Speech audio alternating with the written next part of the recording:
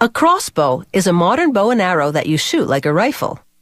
It's popular for both target shooting and hunting.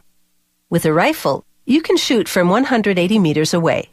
But using a crossbow is more of a challenge. You have to be at least 4 times closer to your target.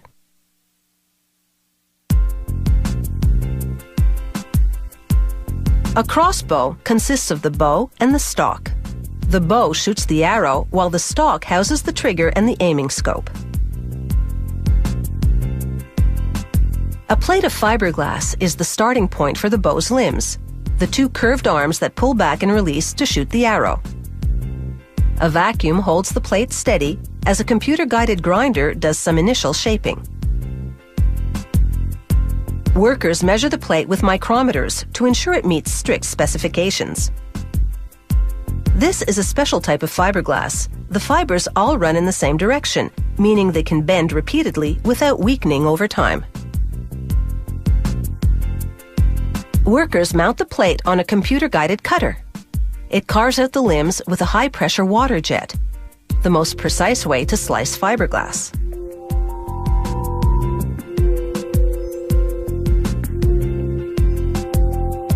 Each plate yields 4 limbs, 2 bows worth. The severed fibers make their surface rough, so a little polishing is in order. The limbs go into a vibrating tub filled with ceramic stones that rub against the limbs, wearing down the coarse fibers. Now the limbs are ready for decoration. The design is printed on plastic film. This machine uses heat and pressure to transfer the design. The next bow component is called the riser. They machine it out of aluminum, then jazz it up with an ink transfer. To assemble the bow, they bolt a limb to each side of the riser. It acts as a spacer, separating the limbs so that the arrow can pass between them when you shoot.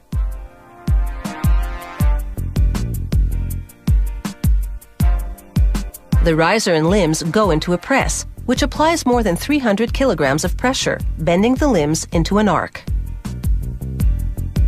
Next, workers mount a set of aluminum pulleys on each limb tip. These are called compound cams. Next, the yoke. A yoke is a string with a loop on each end. They anchor one loop to one side of the limb tip, pass the other end through a loop on a steel cable, then anchor it to the other side. This forms a Y shape that distributes pressure on the limb evenly. They repeat the same process with a second yoke on the other limb. Now for the bowstring. On each limb, they attach the bowstring end to one side of the cam. Then they anchor the cable, coming from the yoke, to the other side.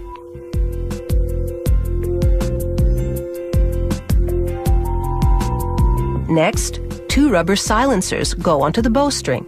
When you shoot, these silencers absorb the string's vibration, reducing the sound. These components make up what's known as a compound bow. This design enables the bowstring to propel the arrow farther. Now the bow is finished and ready for testing. This scale measures how much strength it takes to draw the bow. Elsewhere, the stock is coming together. First, the trigger mechanism. It undergoes extensive testing in a specially designed device that applies air pressure to simulate the bowstring tension.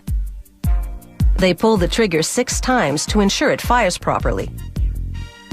Then they apply the safety catch, and with a strap to get maximum strength, they pull some more.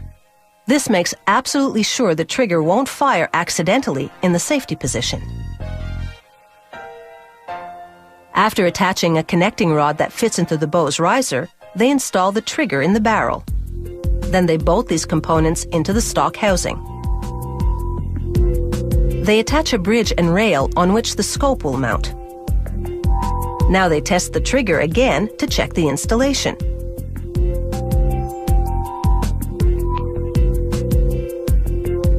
Connecting the crossbow's 2 sections is simple. You insert the stock's rod into a slot in the riser and tighten a mounting bolt. Then you attach a foot stirrup. To cock the bow, you stand the crossbow on the ground, put your foot in the stirrup, and pull the bowstring upward until it locks into the trigger mechanism. Then you pick up the crossbow, aim, and fire.